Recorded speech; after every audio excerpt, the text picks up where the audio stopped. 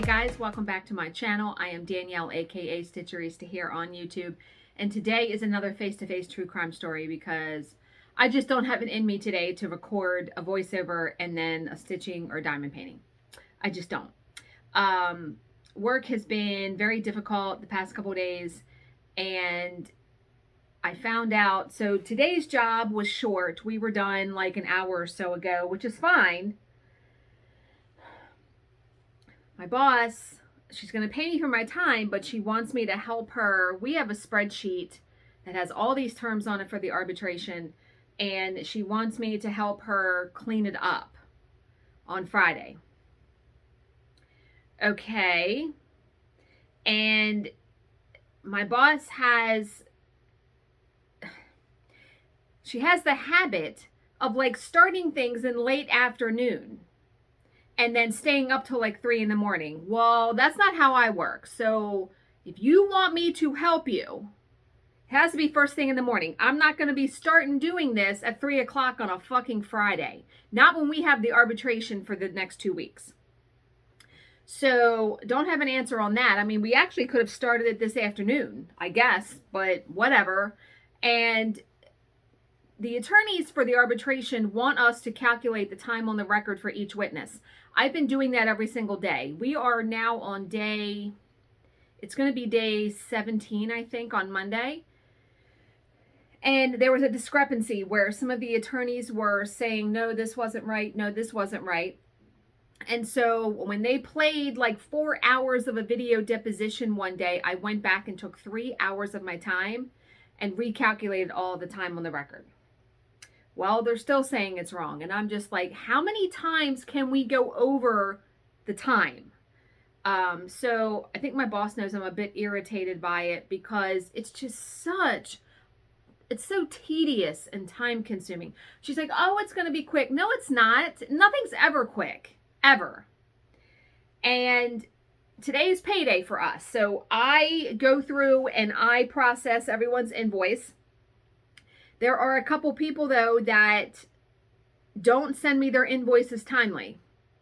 So I'm having to chase them down. Don't you want to get fucking paid? Why am I having to chase you down for your invoice? So I sent an email and said, please don't make me chase you down for the invoice because I have way too many things I'm trying to do. So the proofreader that doesn't normally work with us, she's like, oh, I forgot to send my invoice in last week. Again, how do you fucking not want to be paid or not know? And I feel like if I wouldn't have said anything today, that she wouldn't have sent the invoice today. So I sent her a private text and I said, I shouldn't have to chase you for your invoice. Well, you're not chasing me. Well, actually, yes, I am. It just just boggles my mind and doesn't make sense. So that was that. And yeah, I'm over it. I'm already over this arbitration and we still have 2 months of it.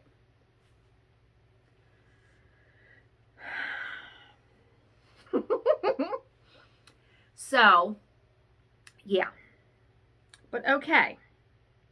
I did do a little bit of stitching last night. I finished watching this movie on Hulu called Dismissed. Psychopath student, wackadoo, wanting A's and will kill people to get a good grade. Yeah. I finished Rock, Paper, Scissors. It is probably the best book I've read this year. It was really good. It kind of gets turned on its head, and what you thought isn't what you thought. So good. Oh my God. So now I'm trying to find another book to read. So that book was really good. But okay, so today's story is a little strange. It is called Jack the Clipper.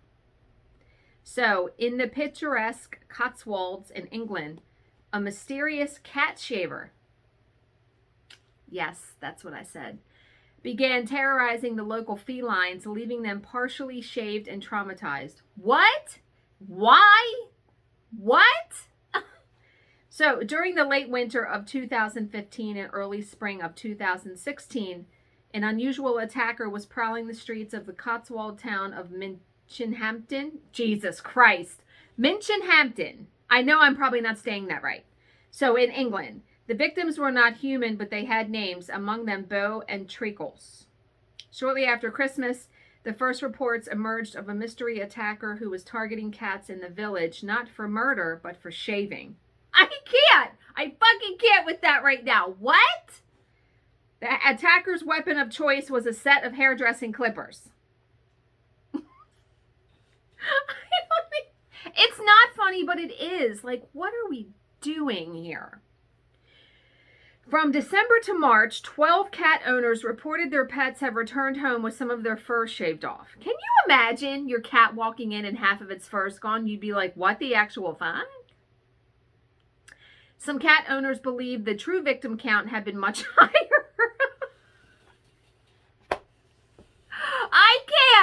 I cannot.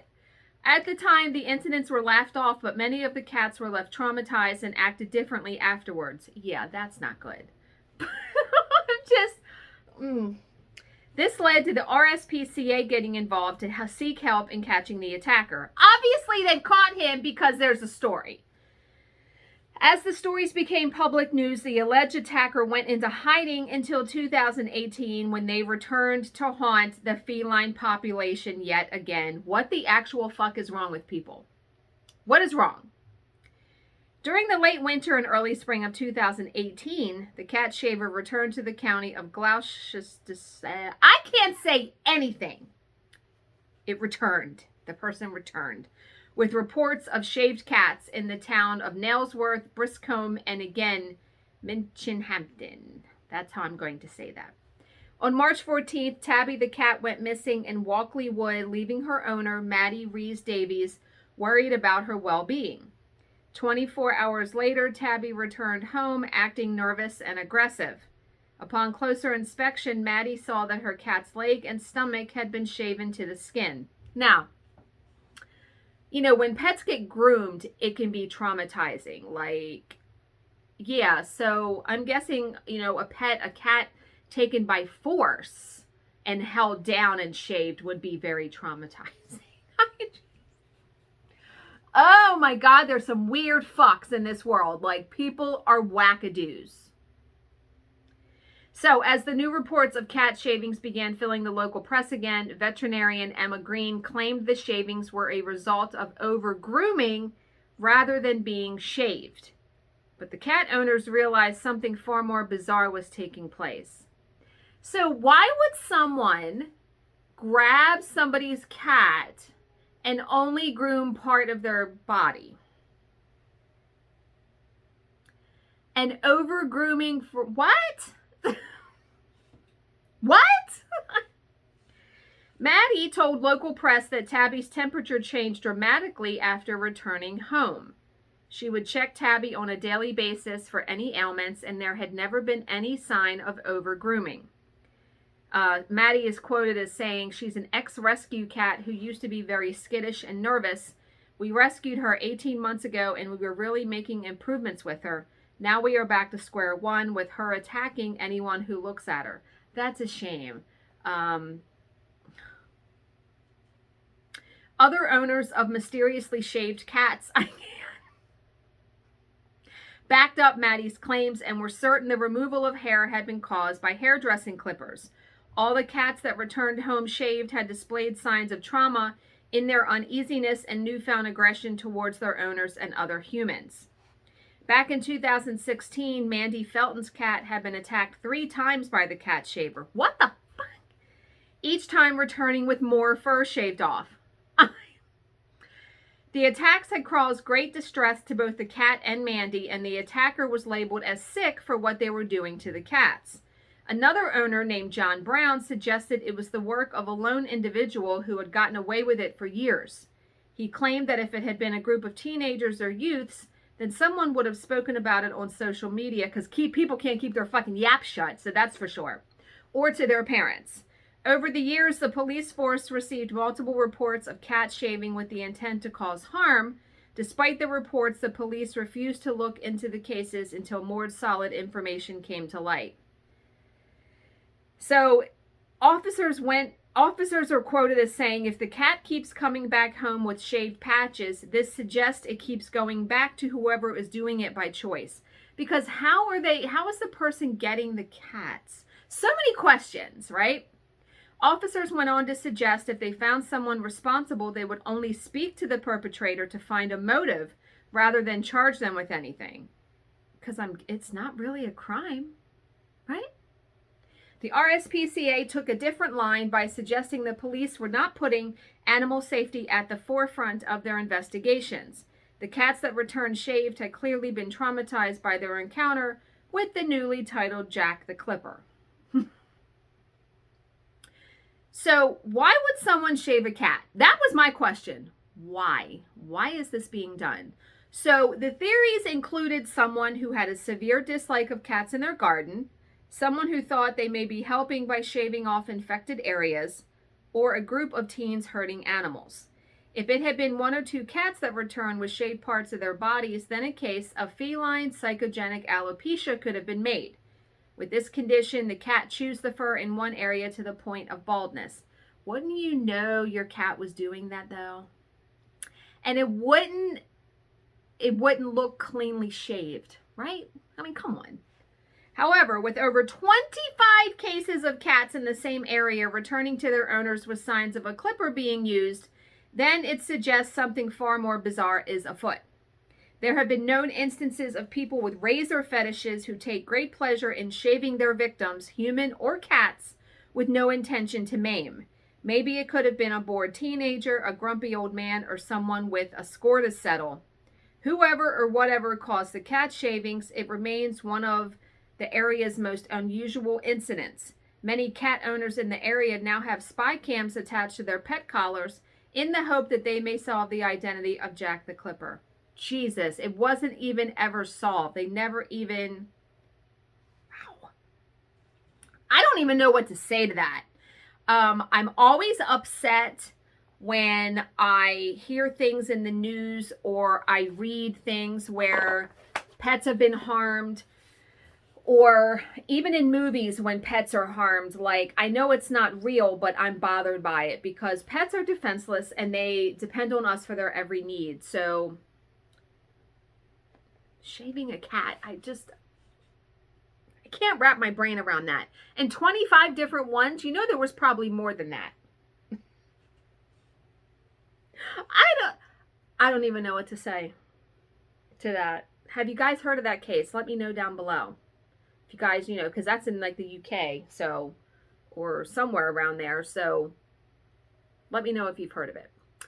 I hope you guys all have a better Thursday than I've been having. As always, if you have any questions, please leave them in the comments section below, and I will answer them to the best of my ability. Thank you so much for watching. Oh, before I finish, I did want to say thank you to everyone who commented on my framing video and on my picture on Instagram. I had a fantastic time framing Cherry Blossom, and it turned out so good. It looks so good there on the easel, and Billy was even like, wow, that turned out really good. And then, you know, the questions I answered yesterday about our separate bedrooms and me not having children, I was not offended by those questions. It does get a little tiring, though, because I've answered them many, many times. But I realized that unless you went back and watched all of my videos, you would never know that. So, no, I wasn't offended. So if I sounded perturbed in the video, I didn't mean to come off across like that. I just want to make it clear that it's okay if your marriage is not considered normal by society standards, and that it's okay if you have separate bedrooms. That's all. I just wanted to, you know, get that forward. So, as always, if you have any questions, please leave them in the comment section below, and I will answer them to the best of my ability. Thank you so much for watching and subscribing, and I will see you in my next video. Bye.